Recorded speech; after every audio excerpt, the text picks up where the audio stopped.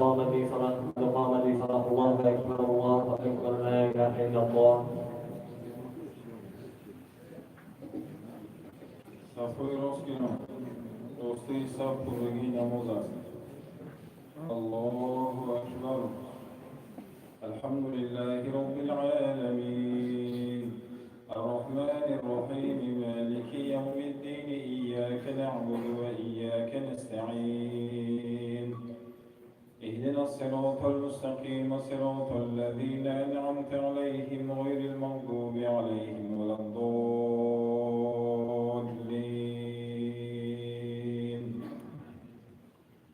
إن الذين يحادون الله ورسوله أولئك في الأذلين.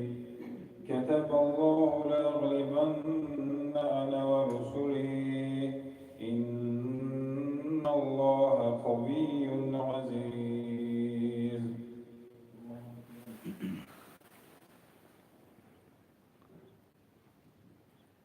يا الله لمن حمده. الله أكبر.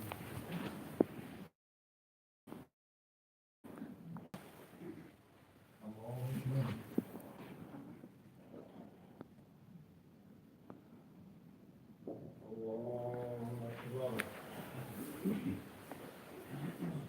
الحمد لله رب العالمين الرحمن الرحيم مالك يوم الدين إياك نعبد وإياك نستعين.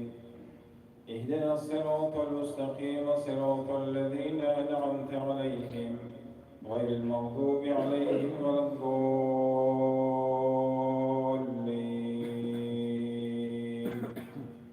لا تجد قوما يؤمنون بالله واليوم الآخر يوادون من حاد الله ورسوله ولو كانوا آباءهم أو أبناءهم أو إخوانهم أو عشيرتهم أولئك كتب في قلوبهم الإيمان وأيدهم بروح منه ويدخلهم جنات تجري من تحتها الأنهار خالدين فيها رضي الله عنهم ورضوا عنه أولئك حزب الله ألا إن حزب الله هم المفلحون.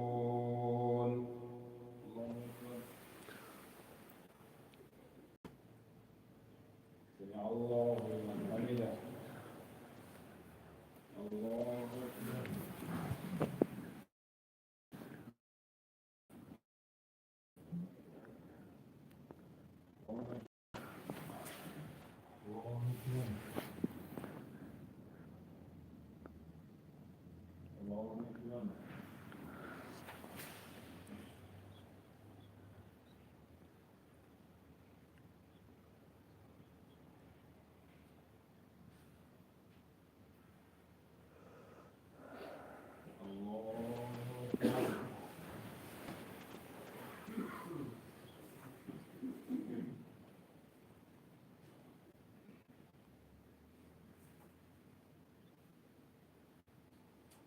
الله أكبر.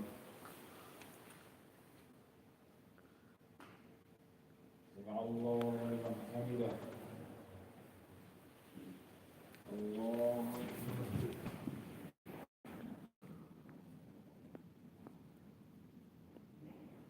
الله أكبر.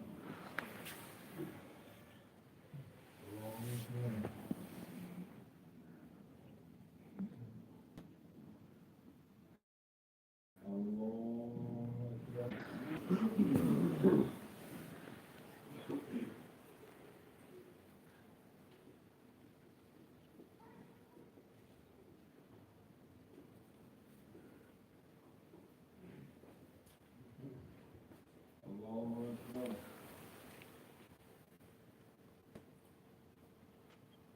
سمع الله لمن حمده. الله أكبر.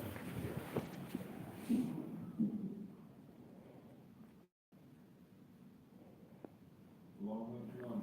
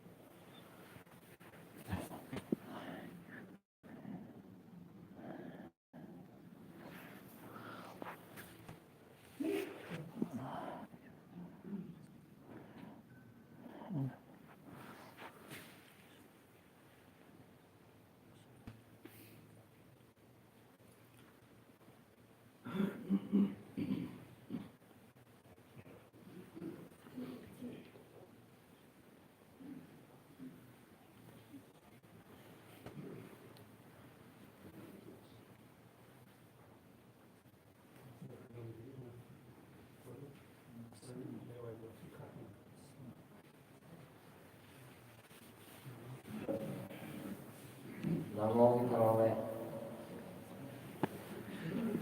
الله أكبر.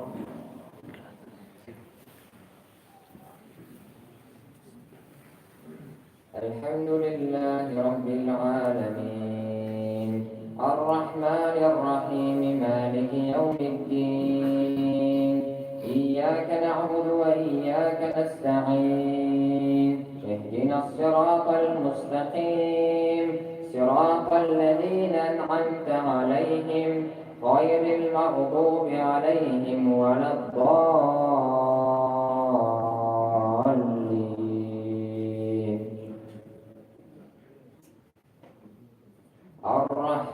الرحمن علم القرآن خلق الإنسان علمه البيان الشمس والقمر بحسبان والنجم والشجر يسجدان والسماء رفعها ووضع الميزان ألا تطغوا في الميزان وأقيموا الوزن بالقسط ولا تخسروا الميزان والأرض وضعها للأنام فيها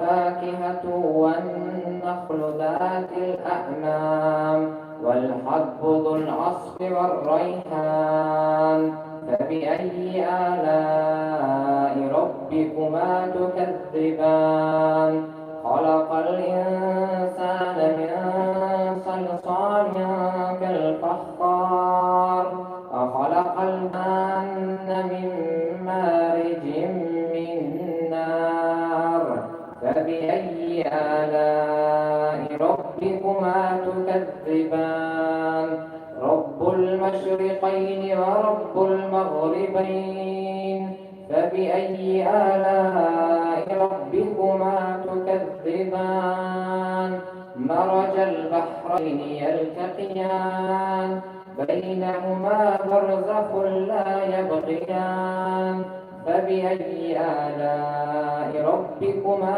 تكذبان يخرج منهما اللؤلؤ والمرجان فبأي آلاء ربكما تكذبان وله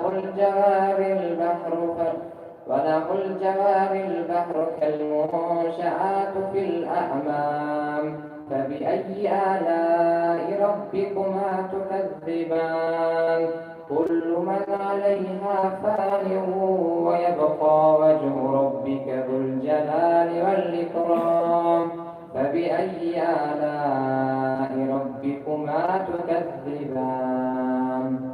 الله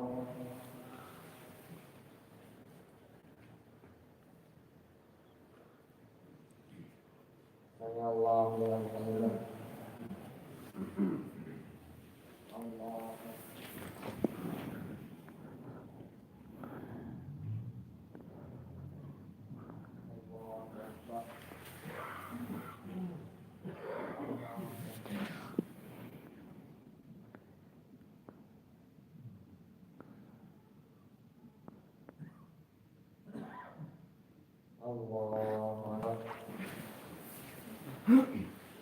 الحمد لله رب العالمين الرحمن الرحيم مالك يوم الدين إياك نعبد وإياك نستعين اهدنا الصراط المستقيم صراط الذين أنعمت عليهم غير المغضوب عليهم ولا الضالين.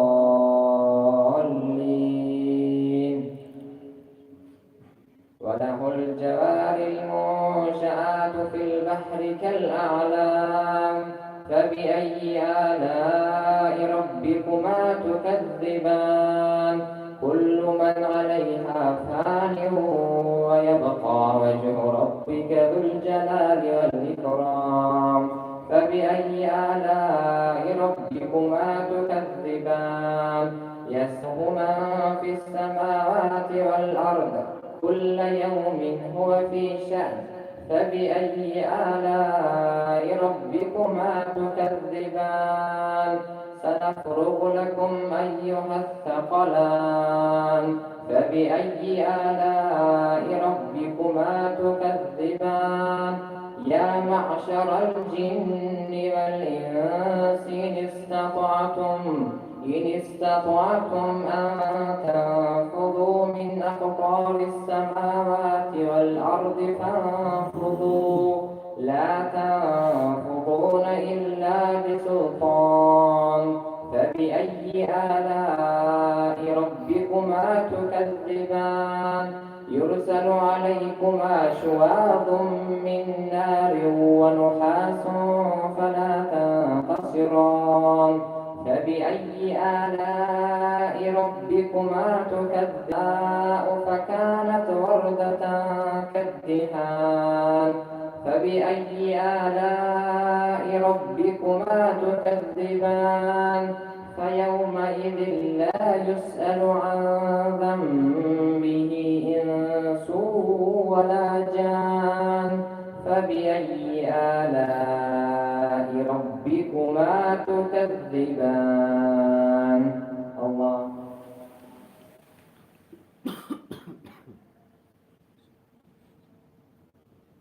سمع الله لمن حمده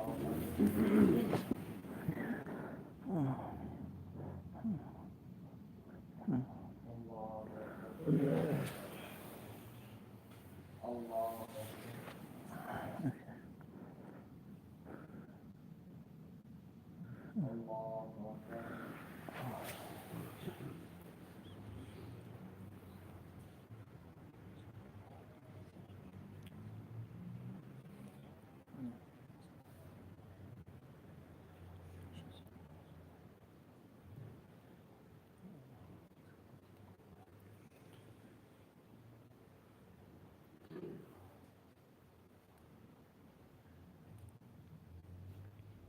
السلام عليكم ورحمة الله. السلام عليكم ورحمة الله.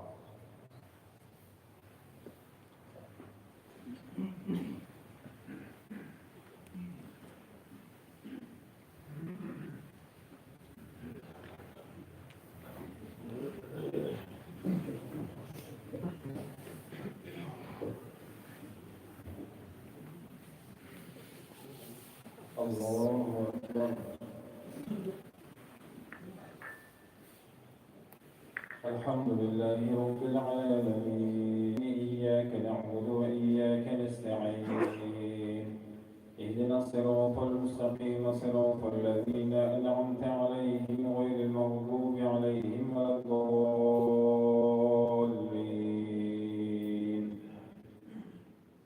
النواسي والأقدام فبأي آلاء ربكما تكذبان هذه جهنم التي يكذب بها المجرمون يطوفون بينها وبين حميم آن فبأي آلاء ربكما تكذبان ولمن خاف مقام ربه جنتان فبأي آلاء ربكما تكذبان ذواتا أفنان فبأي آلاء ربكما تكذبان فيهما عينان تجريان فبأي آلاء ربكما تكذبان فيهما من كل فاكهة زوجان فبأي آلاء ربكما تكذبان متكئين على فرش بطائنها من استبرق وجنى الجنتين دان فبأي آلاء ربكما تكذبان فيهن قاصرات الطرف لم يطمثهن إنس قبلهم ولا جان فبأي آلاء ربكما تكذبان حور مقصورات في الخيام فبأي آلاء ربكما تكذبان الجزاء الإحسان إلا الإحسان فبأي آلاء ربكما تكذبان ومن دونهما مدهامتان فبأي آلاء ربكما تكذبان مدهامتان فبأي آلاء ربكما تكذبان فيهما عينان نضاختان فبأي آلاء ربكما تكذبان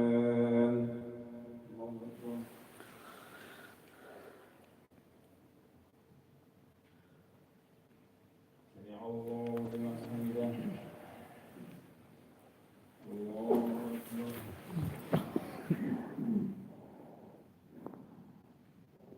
الله أكبر الله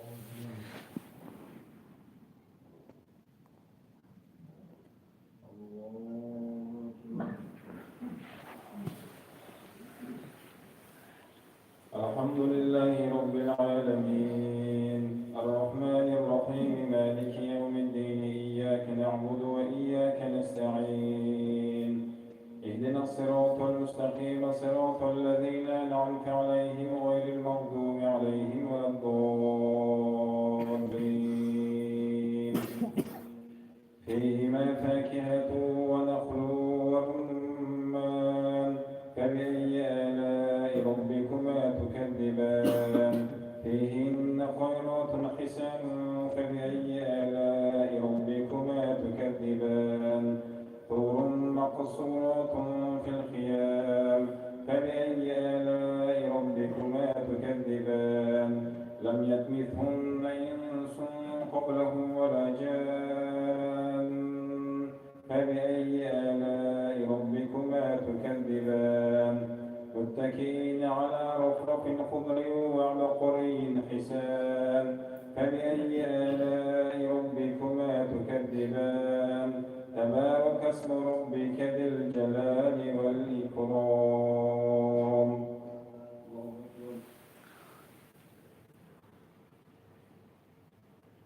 الله من حمده الله أكبر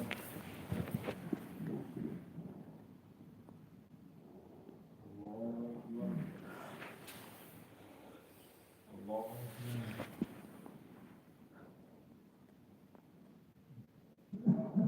أكبر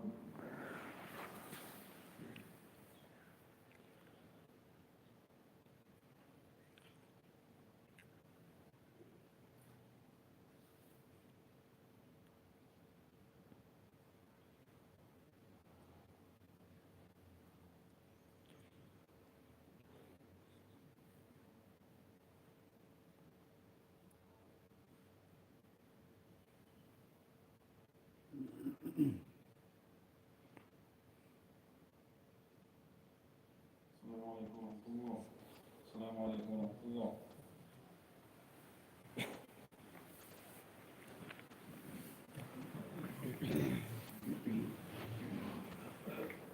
الله أكبر.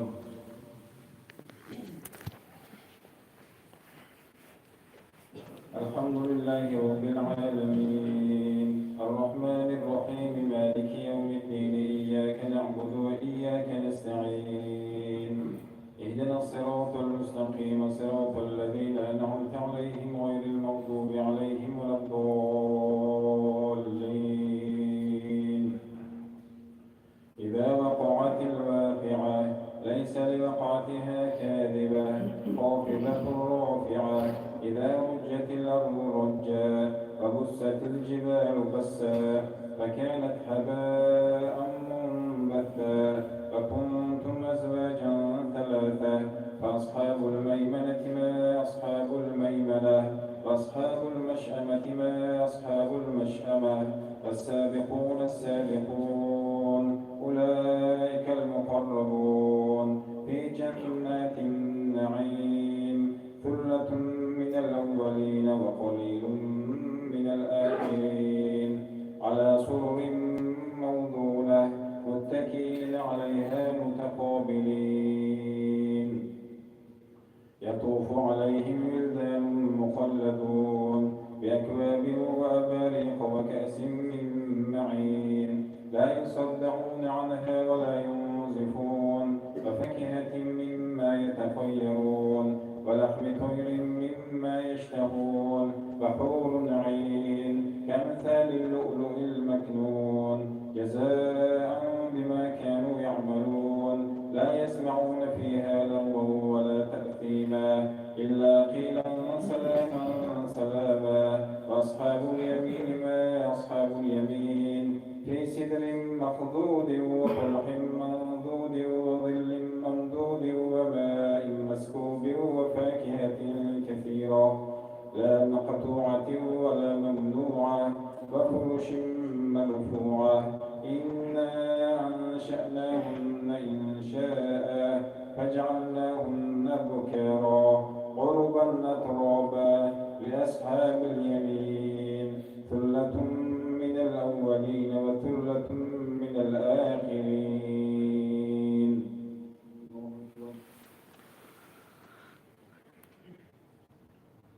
الله حمدا الله أكبر الله أكبر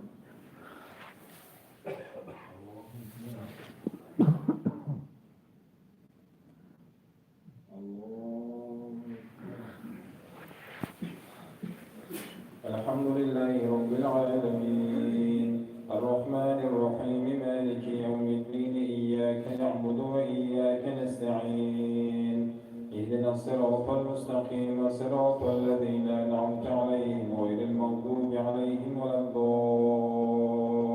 الضالين وأصحاب الشمال ما أصحاب الشمال في سموم وحميم وظل من يحموم لا بارد ولا كريم إنهم كانوا قبل ذلك مترفين فكانوا يصرون على الحنث العظيم وكانوا يقولون إذا متنا وكنا ترابا وعظاما أئنا لمبعوثون أوآباؤنا الأولون قل إن الأولين والآخرين لمجموعون إلى ميقات يوم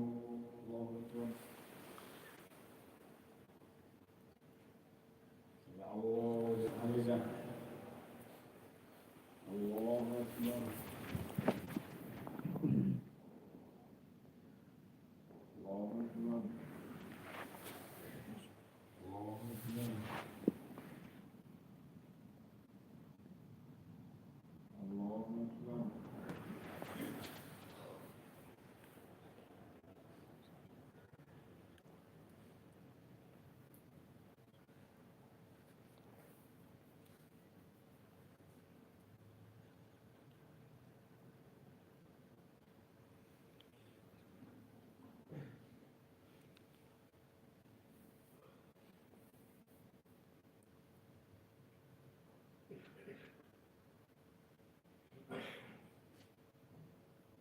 الله أكبر السلام عليكم ورحمة الله. الله أكبر.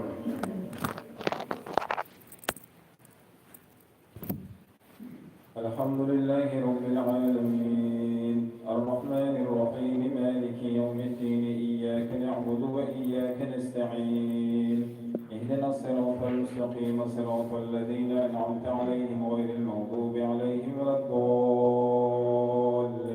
الضالين ثم لآكلون من شجر من زقوم فمالئون منها البطون فشاربون عليه من الحميم فشاربون شرب الهيم هذا نزلهم يوم الدين نحن خلقناكم فلولا تصدقون أفرأيتم ما تمنون أنتم تخلقونه أم نحن الخالقون نحن قدرنا بينكم الموت وما نحن بمسبوقين على أن نبدل خيرا على أن نبدل أمثالكم وننشئكم فيما لا تعلمون ولقد علمتم النشأة الأولى فلولا تذكرون ما تمنون أنتم تخلقونه أم نحن الخالقون نحن خلقنا بينكم الموت وما نحن بمسبوقين على أن نبدل أمثالكم وننشئكم فيما لا تعلمون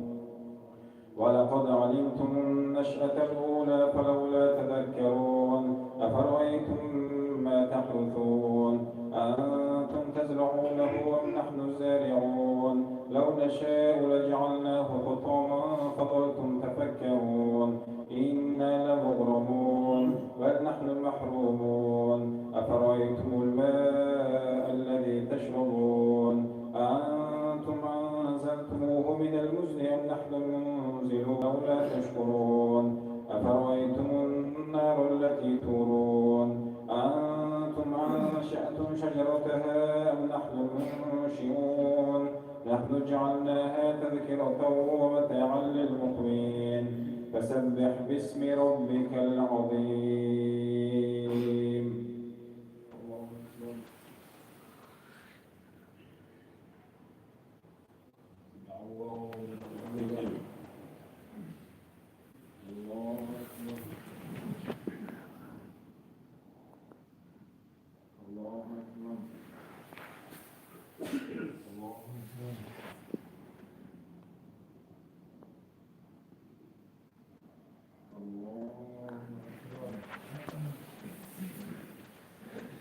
الحمد لله رب العالمين الرحمن الرحيم مالك يوم الدين إياك نعبد وإياك نستعين اهدنا الصراط المستقيم صراط الذين أنعمت عليهم غير المغضوب عليهم ولا الضالين.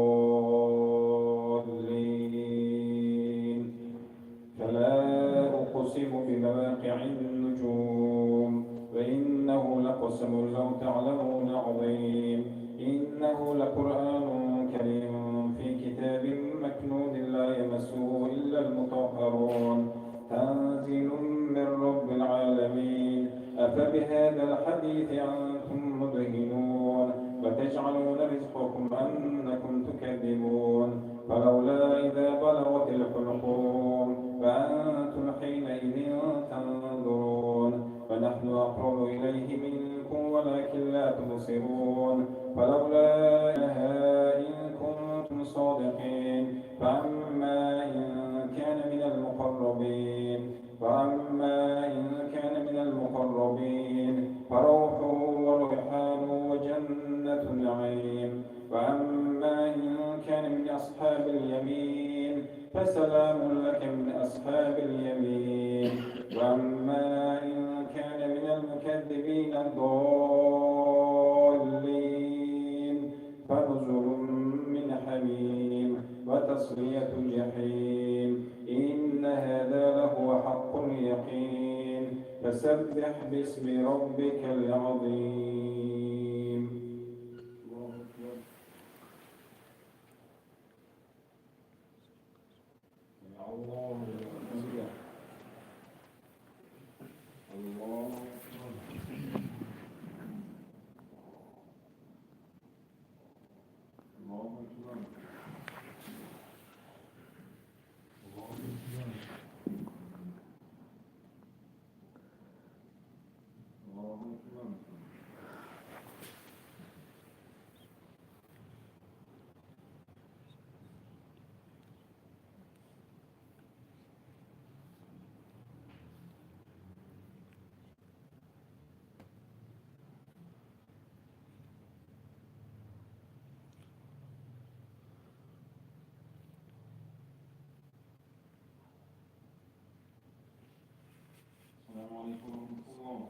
السلام عليكم ورحمة الله.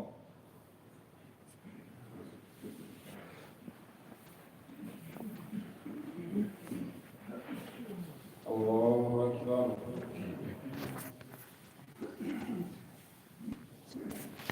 الحمد لله رب العالمين الرحمن الرحيم مالك يوم الدين إياك نعبد وإياك نستعين اهدنا الصراط المستقيم صراط الذين أنعمت عليهم غير المغضوب عليهم ولا الضالين.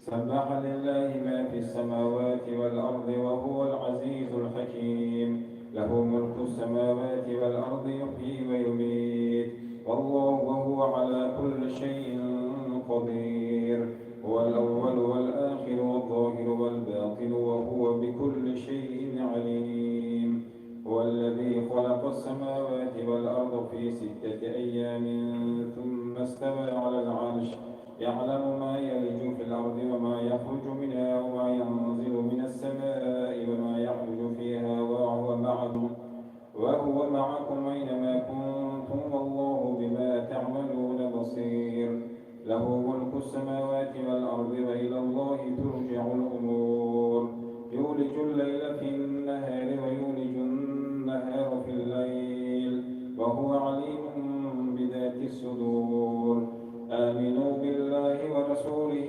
وأنفقوا مما جعلكم مستخلفين فيه فالذين آمنوا منكم وأنفقوا لهم أجر كبير وما لكم لا تؤمنون بالله والرسول يدعوكم لتؤمنوا بربكم وقد أخذ ميثاقكم إن كنتم مؤمنين هو الذي ينزل على عبده آيات بينات ليخرجكم من الظلمات إلى النور وإن الله بكم لرؤوف رحيم وما لكم ألا تنفقوا في سبيل الله ولله ميراث السماوات والأرض لا يستوي منكم من أنفق من قبل الفتح وقاتل أولئك أعظم درجة من الذين أنفقوا من بعد وقاتلوا فكلا وعد الله الحسنى والله بما تعملون خبير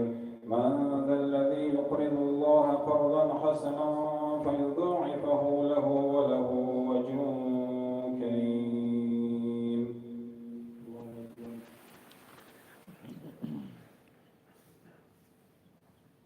الله حمده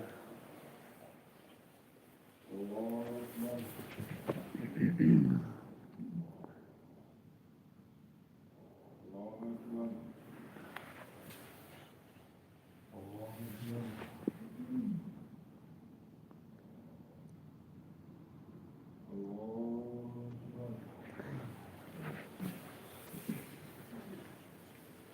الحمد لله رب العالمين الرحمن الرحيم مالك يوم الدين إياك نعبد وإياك نستعين اهدنا الصراط المستقيم صراط الذين أنعمت عليهم غير المغضوب عليهم ولا الضالين يوم ترى المؤمنين والمؤمنات يسعى نورهم بين أيديهم وبأيمانهم بشراكم اليوم جنات تجري من تحتها الأنهار خالدين فيها ذلك هو الفوز العظيم يوم يقول المنافقون والمنافقات للذين آمنوا انظرونا نقتبس من نوركم قيل ارجعوا وراءكم فالتمسوا نورا فضرب بينهم بسور له باب باطنه فيه الرحمة وظاهره من قبله العذاب ينادونهم ألم نكن معكم قالوا بلى ولكنكم فتنتم أنفسكم وتربصتم وارتبتم وغرتكم الأماني حتى جاء أمر الله وغركم بالله الغرور فاليوم لا يؤخذ منكم فدية ولا من الذين كفروا مأواكم النار هي مولاكم وبئس المصير ألم يأن للذين آمنوا أن تخشع قلوبهم لذكر الله وما نزل من الحق ولا يكونوا كالذين أوتوا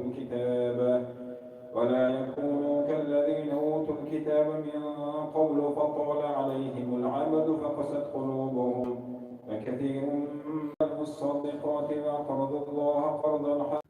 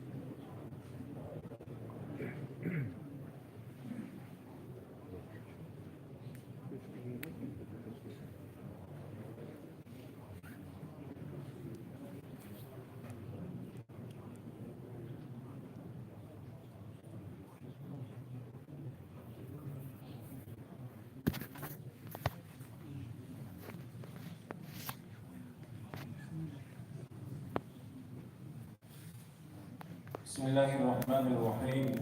الحمد لله والصلاة والسلام على رسول الله وعلى آله وصحبه ومن والاه.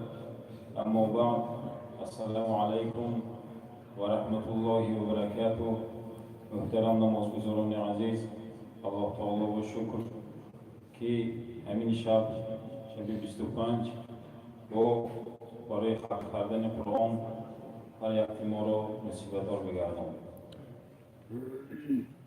با بسیار شبها فقط درباره دعا سخن کردیم، زیرا اگر انسان همین شبها خاصتا دعا نکند، اگر یکی از موسم‌ها وقتهای اجابت‌شوی دعا که هست، از همین ماه رمضان تا اینکه گناهش بخشیده شود بسیار بسیار دعا کرده باشد. زیرا اینکه الله تعالی در سوره غافر میگوید که ادعونی استجب لکم، شما من دعا کنتان، از من یگان چه پرسیدان من اجابت میکنم. یعنی که در سوره بقره میگوید که اجیب دعوت الداع، هر وقت که شما اگر من دعا کنیدان من دعای شما را قبول میگردانم. برای همین خدا رحمت کند امام ابو حنیفه و شاگرداشون گفتند که والله تعالی استجیب الدعوه و یقضی الحاجات. الله تعالی وقتی که بنده دعا میکند دعاش اجابت میکند و حاجتش میگذارد، اگر که دعا کند شرط گذاشته. برای همین بعضی از مردم سوال میکنند که ما دعا میکنیم و دعامون قبول نمیشه. سبب چیزی که سالها دعا میکنیم دعامون قبول نمیشه. چند از مانعه ها منع های دعا هست که وقتی که انسان بنده دعا میکند دعاش قبول نمیشه.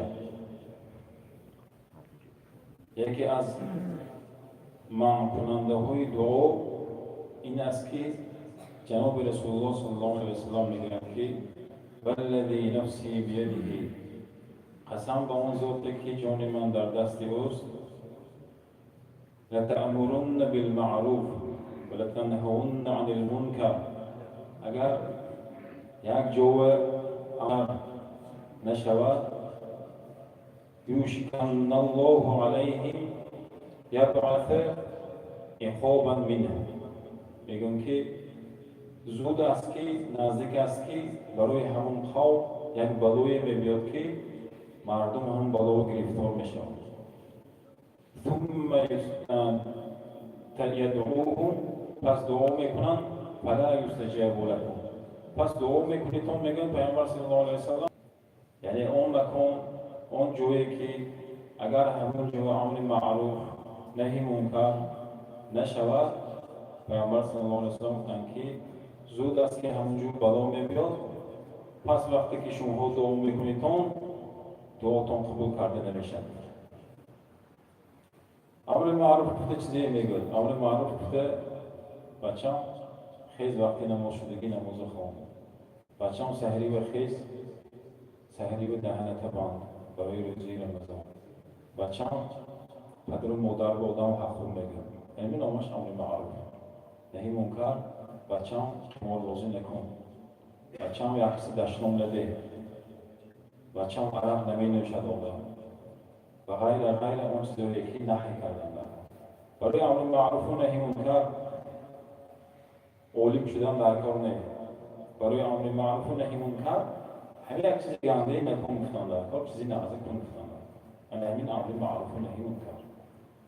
خیلی پیامبر صلی الله علیه و سلم دعوت شدن یعنی استجاب شدن دعای برای چی با امر معروف و نهی منکر این حدیث هم گفتن.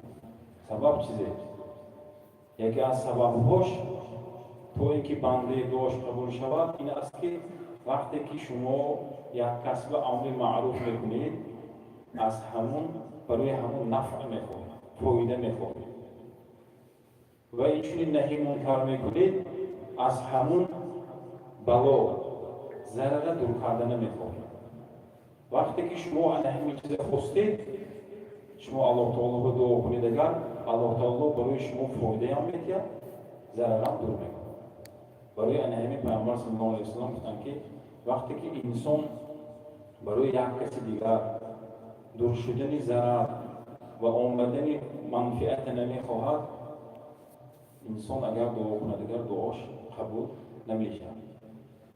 این یکی از مانع منع کننده های دعا. و دومیش همین که پیامبر صلی الله علیه و سلم وقتی که برای صحابه ها یک بعضی از آیات ها رو میگفتن، پس گفتن که ثم ذکر الرجل، چون درباره یک مرد گفت زدن، گفتن که یک مرد که بود که وی پروردگار به در یطیل السفر سفر رو میرفت، سفری دراز. پیامبر صلی الله علیه و سلم میگن که آدمی مسافر دعاش بی پرده قبول میشه اگر دعا کنه اگر. لیکن وی مرده که گفتن که یطیل السفر سفر دوران دراز داشت کرد. ثم اشعث و اغبر، دویم صفت همون شخص یکم صفتش همین که و آدمی مسافر بود، دویم صفتش آدمی بود که مویهاش پریشان بود، سوم صفتش انجامهاش لباسهاش غبار آلود بود. غبار آلود یعنی چرکین بود. وقتی که سفر میکند آدم پیامبر صلی الله علیه و سلم گفتن که از سفر قطعه من العذاب، سفر جزئی از عذاب است. برای همین وقتی که آدم سفرنده الله تعالی برای آدمایی که نماز میخواند نماز 4 رکعت سبک کرد، رعایت کرد، مشقت از وقت برداشت کرد. 4 رکعت نمازی مثال پیشینش خفته میشه 2 رکعت کرد، 2 رکعت میخواند. برای همین آدمی مسافر به چند چیزهای الله تعالی سبکی کرد. یا اینکه آدمی که ماهی رمضان اگر سفر کرده ماند الله تعالی گفت که فعدة من ایام اخر، شما دیگر وقتنده بیتون، یعنی که آمده مقیم شویتون همون وطنتون رو بیتون نگر سانی چون میکنتون از سفر برگردیتون سانی داشته میکنتون، یعنی سبکی کرد الله تعالی. لیکن این آدم بینید که سفری دوران دراز آمده بود، دویم صفتش همین که مویهاش پریشان بود، زیرا که همین موی پریشانی کرده غبار آلود شده مشقت کشیدن سفر به یکی از سبب‌های قبول شوی دعا.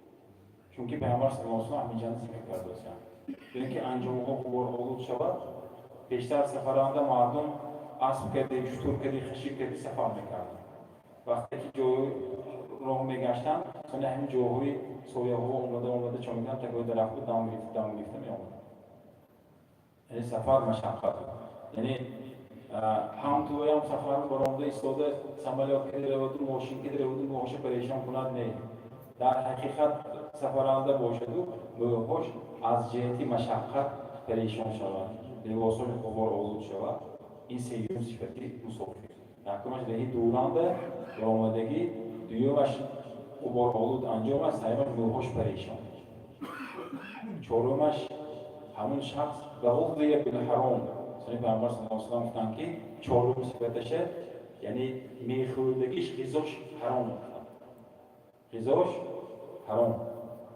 این چهارم صفتش پنجم صفتش دستش یمد دو یدیه الی السماء دستش برداشت بالا دعا کرد یکی از سبب‌های قبول شوی دعا انسان وقتی که دو دستش برداشته الله تعالی رو دعا میکند الله تعالی شرم می‌دارد که همون دستی بنده خالی گرداند و یکی از سبب‌های قبول شوی دعا دو دسته برداشتن یعنی اجابت شوی دعا این آمده این شخص به پنجم شد یعنی که چهارم سفر غبارآلودیش انجامش گوش پریشان چهارمش دو دستش برداشت پنجمش باشد گفت که یا رب فضل دعا کرد انس رضی الله عنه میگم که پیامبر صلی الله علیه و سلم گفتن که کسی که دو دستش بردارد الله تعالی گفت که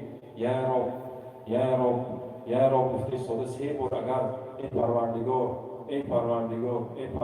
گفت الله تعالی میگفت که بندش به لبیک یعنی چیزی میگه که من هم گفته که قبول کنم وقتی که این پنجم صفت هم برای همین شخص دیده شد اما دعا کرد دعاش قبول نشد پنج تا صفت بود برای قبول شدن دعا پنج صفت بود یکی یک چی اومد دعای همین شخص منع کرد داشت تو که قبول نشد چیزی بود تمام پیامبر صلی الله علیه و سلم که غضی بالحرام یعنی که غذاش خوردنش با حرام کرد ریبا میخورد خمار بازی میکند یک قصه پلوش ناحق میخورد پاره میخورد دیگر کارهای حرامی چون میکند وقتی که انسان اگر منبعی در آمدش از پول حرام باشد وقتی که پول حرامش جوی حلال به صرف کند خانهش با نان خرده بیاد گوشت خرده بیاد گوشتی گاو گوسفند گوشتایی که حلال چیزایی که غذاهایی که حلال خرده بیاد با وجودی چیزی حلال خرده آمدنش منبعی در آمدش پول حرام که هست دعاش قبول نمیشه برای همین پیامبر صلی الله علیه و سلم گفتن که همین پنج صفت برای همین شخص ذکر کردند لیکن با وجود همین که غذاش که حرام بود دعاش قبول نشد و سیوم منع کننده های دعا همین که انسان وقتی که دعا میکند دعاش به عجله میکند تیزی میکند یعنی دعا کردن و هم تو دعا بود هم تو قبول شد هم تو که دعا کرد دعاش قبول شد پیامبر صلی الله علیه و سلم گفتن که یستجاب لاحدکم یعنی که شما وقتی که دعا میکردید شاید یکی از شما دعاش به عجله نکند تا اینکه قبول شود وقتی که موسی علیه السلام فرعون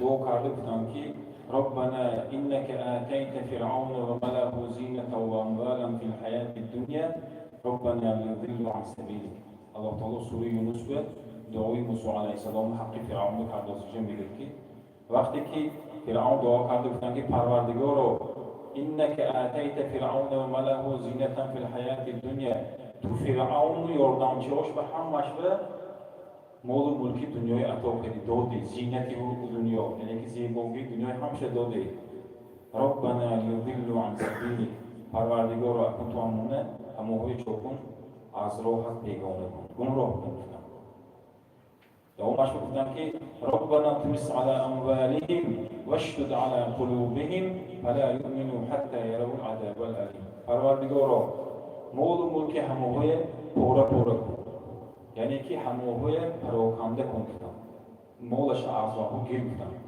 واشدد على قلوبهم الهاش به گهر زمتن فلا یؤمنوا مسلمان مؤمن نشود حتی یرون العذاب العلیم تو اینکه دعایی توی تو اینکه واحد مؤمن و مسلمان نشود و عذابی توی کشد بعد همین الله تعالی میگه قال قد اجیبت دعوتكما دعای هر دوی شما یعنی که موسی علیه السلام و هارون چوکان الله تعالی قبول کرد اینجا الله تعالی گفت که وقتی که تو دعا کردی دعا قبول شد گفت لیکن الله تعالی دعای موسی علیه السلام و هارون قبول شد گفت لیکن بعد 40 سال قبول شد بعد 40 سال قبول کرد 40 سال فرعون من پروردگار گفتش روی زمین آنده مردم ظلمش کرد بعد یعنی همین الله تعالی مولو ملکش پور کرده قهر کرد و وقتی که انسان همیشه دعا میکرده که شود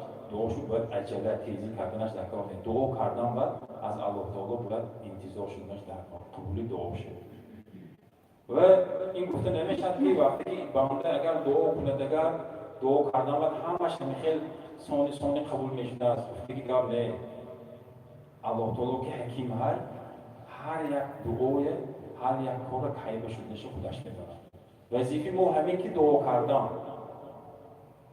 موندگی کار دست الله تعالی برای همین الله تعالی قرآن میگه که سوره نمونده اما یجیب المضطر اذا دعاه و یکشف السوء و یجعلکم خلفاء الارض آیا یگان اله یگان خدای هستی که وقتی مصیبت ناعلاجی وزنی میده یگان شخص دعا کنه که دعاشو قبول میکنه اله مع الله همراه الله تعالی یگان خدای هستی که وقتی که انسان دعا کنه دیگر دعاش همون طوری خودش قبول میکنه الله تعالی میگه نیست اگر همین الله هست که وقتی که بنده هم تو دعا میکنه دعاش قبول میکنه همون به انسان گوها دعا میکنه دعاش بعضی همین طور قبول میشه بعضی ثانی قبول میشه این حکمتش الله تعالی خودش میکنه لیکن انسان وقتی که عجله کنه تیزی کنه دیگر برای همین دعاش قبول نمیشه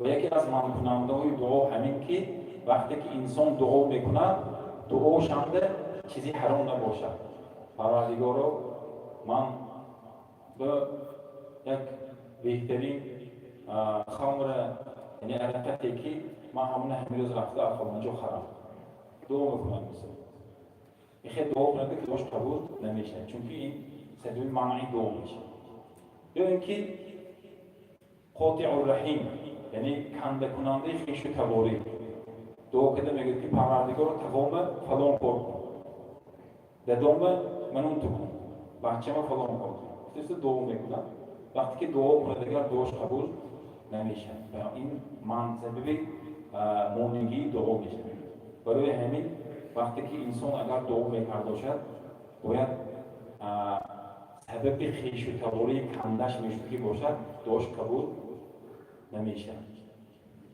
و اینچنین برای چیزی حرام اگر دعا کنه دعاش قبول نمیشه سبحانك اللهم وبحمدك نشهد ان لا اله الا انت نستغفرك ونتوب اليك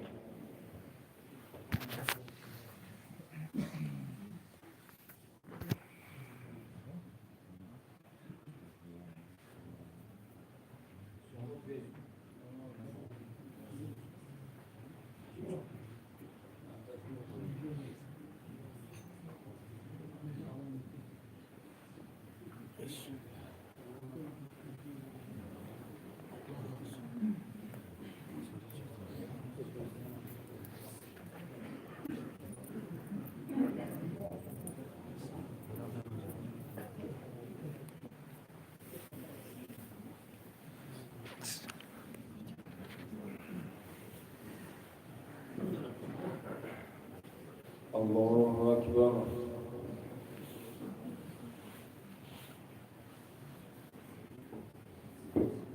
الحمد لله رب العالمين الرحمن الرحيم مالك يوم الدين إياك نعبد وإياك نستعين اهدنا الصراط المستقيم صراط الذين أنعمت عليهم غير المغضوب عليهم ولا الضالين.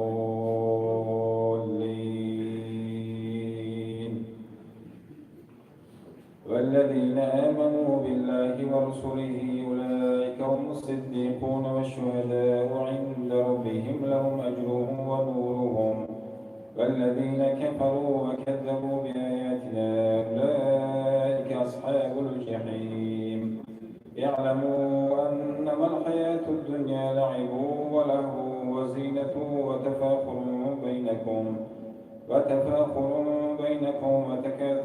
في الأموال والأولاد كمثل غيث أعجب الكفار نباته ثم يحيج فتراه مصفرا ثم يكون حطاما وفي الآخرة عذاب شديد ومغفرة من الله ورضوان وما الحياة الدنيا إلا متاع الغرور. سابقوا إلى مغفرة من ربكم وجنة عرضها كعرض السماء والأرض أعدت للذين آمنوا بالله ورسله ذلك فضل الله يؤتيه من يشاء والله ذو الفضل العظيم. ما أصاب من مصيبة في الأرض ولا في أنفسكم إلا في كتاب من قبل أن نبرأها إن ذلك على الله يسير. لكي لا تأسوا على ما فاتكم ولا تفرحوا بما آتاكم والله لا يحب كل مختال فخور. الذين يبخلون ويأمرون الناس بالبخل ومن يتول فإن الله هو الغني الحميد.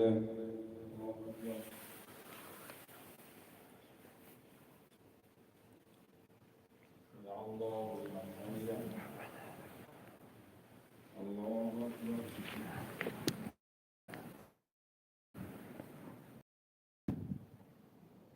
الله أكبر.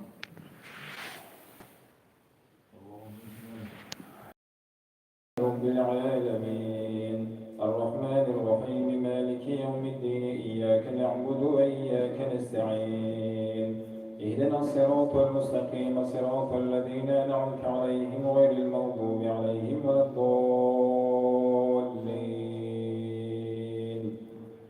لقد أرسلنا رسلنا بالبينات وأنزلنا معهم الكتاب والميزان ليقوم الناس بالقسط وأنزلنا الحديد فيه بأس شديد ومنافع للناس ويعلم الله من ينصره ورسله بالغيب إن الله قوي عزيز.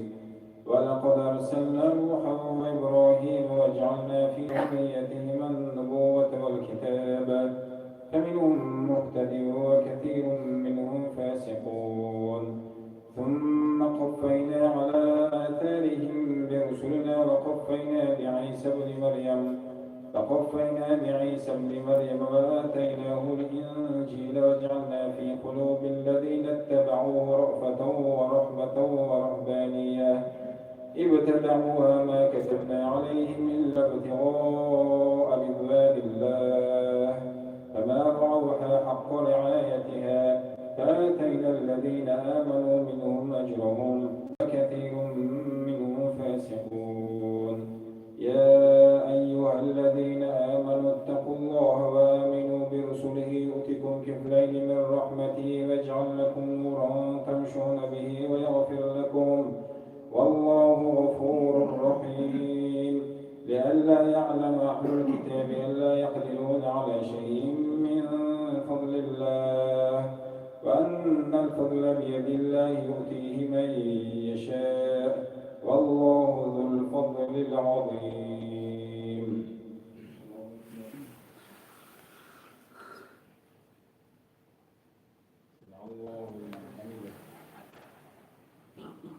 الله أكبر.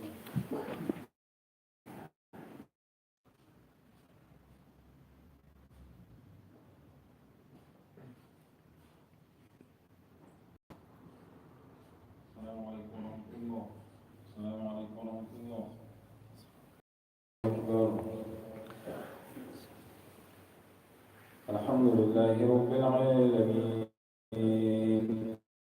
الرحمن الرحيم مالك يوم الدين إياك نعبد وإياك نستعين اهدنا الصراط المستقيم صراط الذين أنعمت عليهم غير المغضوب عليهم ولا الضالين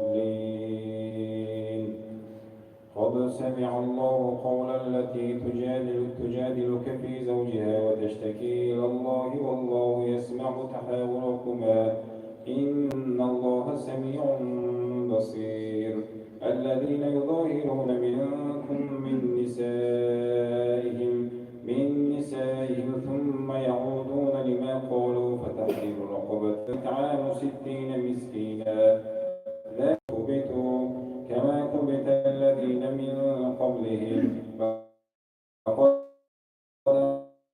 أنزلنا آيات وللكافرين عذاب مهين يوم يبعثهم الله جميعا فينبئهم بما عملوا أحصاه الله ونسوه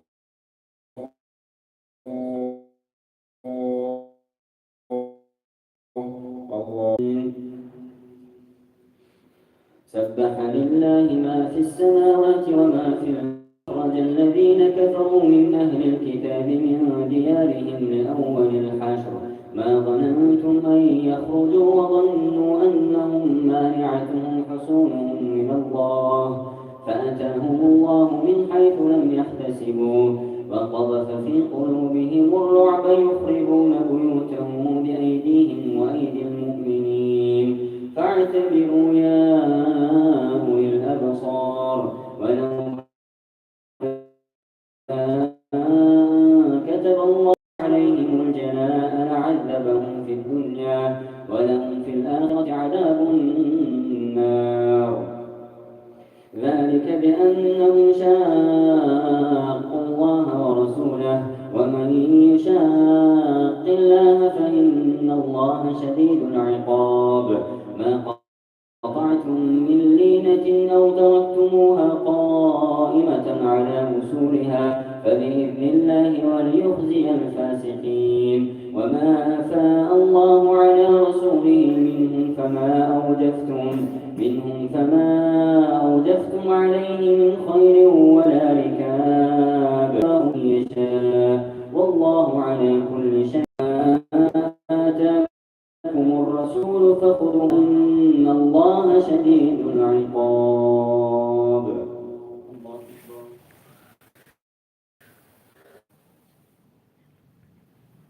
سمع الله لمن حمده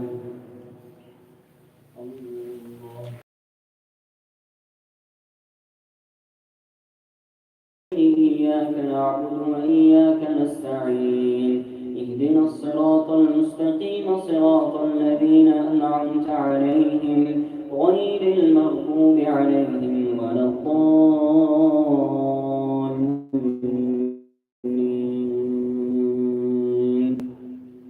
للفقراء المهاجرين الذين أخرجوا من ديارهم وأموالهم يبتغون فضلا من الله ورضوانا ويؤثرون على أنفسهم ولو كان بهم خصاصة ومن يوق شح نفسه فأولئك هم المفلحون والذين جاءوا من بعدهم يقولون ربنا اغفر لنا ذنوبنا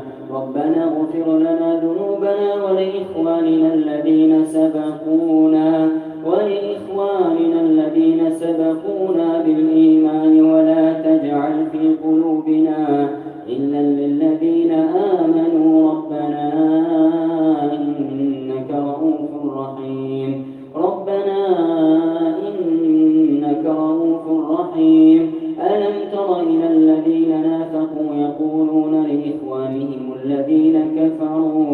ألم تر إلى الذين نافقوا يقولون لإخوانهم الذين كفروا من أهل الكتاب لئن أخرجتم لنخرجن معكم ولا نطيع فيكم أحدا أبدا وإن قتلتم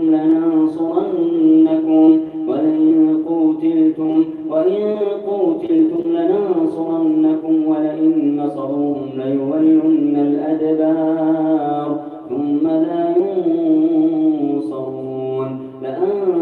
أشد رهبة في صدورهم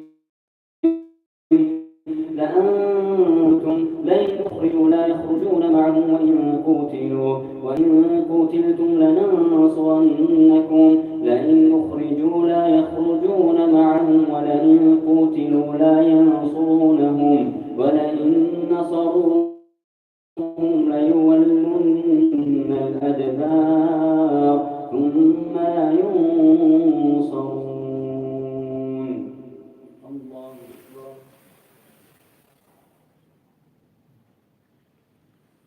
سمع الله اهدنا الصراط المستقيم صراط الذين أنعمت عليهم غير المغضوب عليهم ولا الضالين.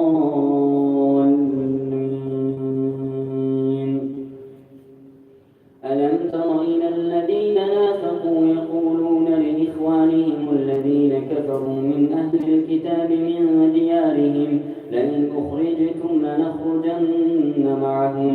ألم تر إلى الذين نافقوا يقولون لإخوانهم الذين كفروا من أهل الكتاب لئن أخرجتم لنخرجن معكم ولا نطيع فيكم أحدا أبدا وإن قتلتم لننصرنكم والله يشهد إنهم لكاذبون. لئن أخرجوا لا يخرجون معهم ولئن قتلوا لا ينصرونهم ولئن نصروهم لأنتم أشد رهبة في صدورهم من الله ذلك بأنهم قوم لا يفقهون. لا يقاتلونكم جميعا إلا في قرى محصنة أو من وراء جدر بأسهم بينهم شديد تحسبهم جميعا وقلوبهم شتى ذلك بأنهم قوم لا يعقلون. كمثل الذين من قبلهم قريبا ذاقوا وبال أمرهم ولهم عذاب أليم.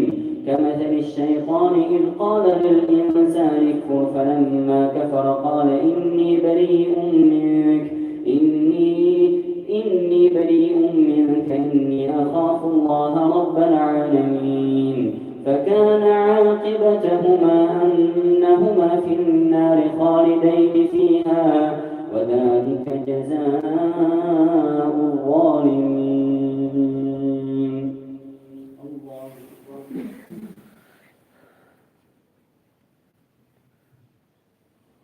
سمع الله لمن حمده.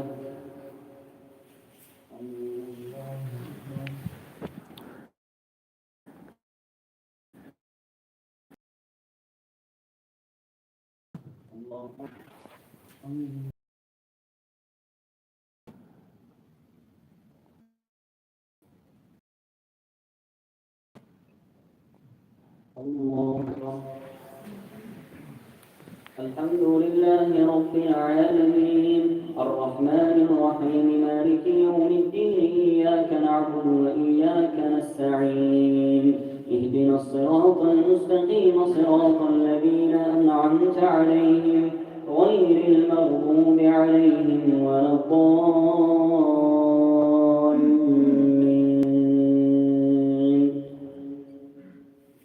يا أيها الذين آمنوا اتقوا الله ولتنظر نفس ما قدمت لغد واتقوا الله إن الله خبير بما تعملون. وكونوا كالذين نسوا الله فأنساهم أنفسهم أولئك هم الفاسقون.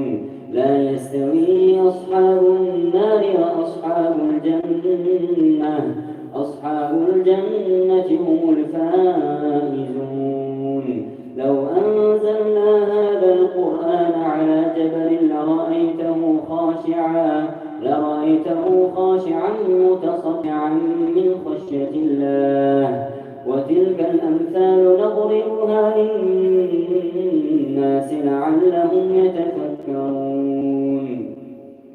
هو الله الذي لا إله إلا هو عالم الغيب والشهادة هو الرحمن الرحيم. هو الله الذي لا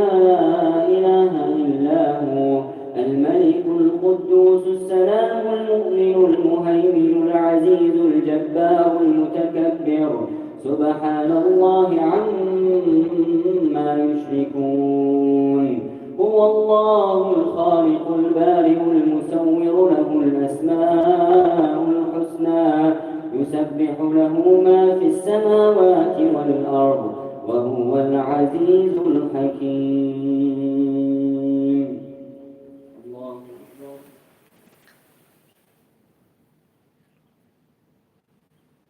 سمع الله لمن حمده.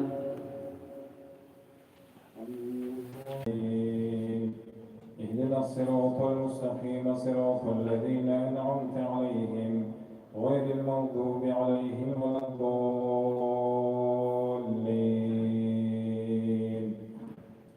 والعصر إن الإنسان لفي خسر إلا الذين آمنوا وعملوا الصالحات وتواصوا بالحق وتواصوا بالصبر.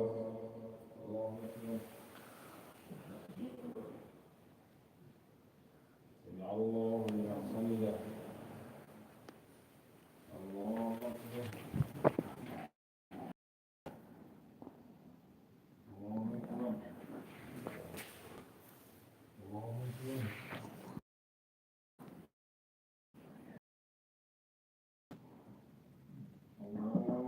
أكبر.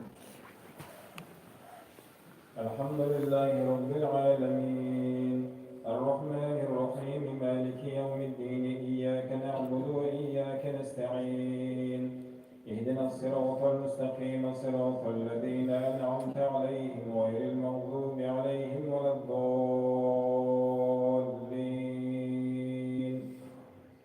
إنا أعطيناك الكوثر فصل لربك وانحر إن شانئك هو الأبتر.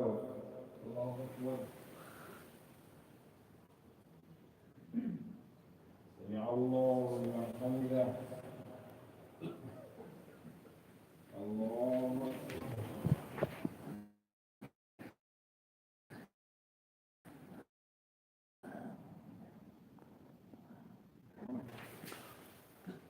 الله أكبر. الله أكبر.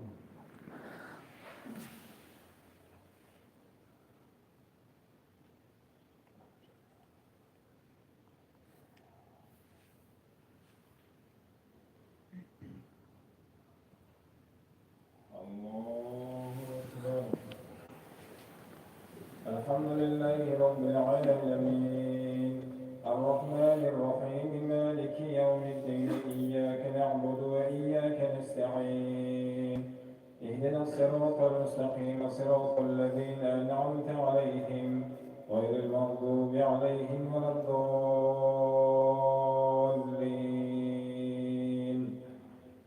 قل هو الله أحد الله الصمد لم يلد ولم يولد ولم يكن له كفوا أحد. الله أكبر.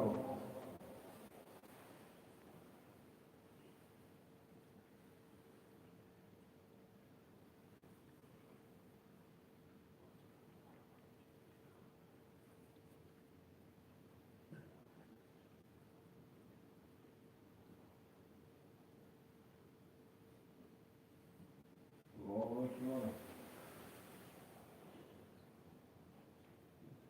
سمع الله لمن حمده.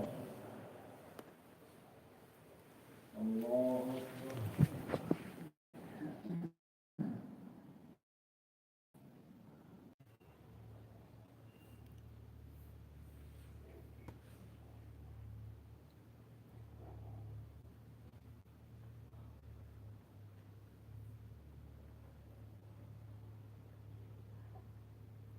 السلام عليكم ورحمة الله. السلام عليكم ورحمة الله.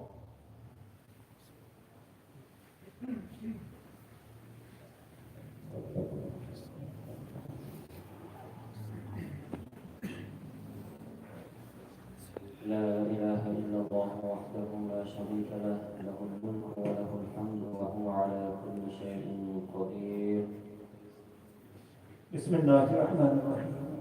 اللهم تقبل منا هذه الصلاة رجاءنا وبترنا وتراويحنا واغفر عنا مع جميع نقصاناتنا وتقصيراتنا ولا تزيد بها وجوهنا وكبر نگار طاعت و عبادت عزانی اهل جماعت و درگاه به قبول و مستجاب گردان تنی صحت و خاطری جمع فیض و برکات اهل خانه اهل جماعت و خودت عطا فرما آنهایی که خدمت کرده ایستاده‌اند مهنت میکنند زحمت کشیدند در اینجا خداوند اجر و پاداشش اخرین غیبت در این دنیا در آخرت خودت عطا فرما باقیمانده بندگان روزه دارد اهل جماعت و روزهای داشتگی‌هاشان در گهر به قبول و مستجاب گردانید نمازهای خوانده ایستادگی ها و ختمهای قرآنی که در این نمازهای تراویح برپا شده ایستاده است در گهر به قبول و مستجاب گردانید خداوندا شفاعت کننده در روز قیامت بگردانی پروردگار در این دنیا رهنما بگردانی جمله مراد و مقصدهای نیک اهل جماعت و آنچه که زمینی قلب و شمانده های پروردگار خودت برآورده خیر بگردانی و آخر الدعوانا ان الحمد لله رب العالمین برحمتك یا ارحم الراحمین.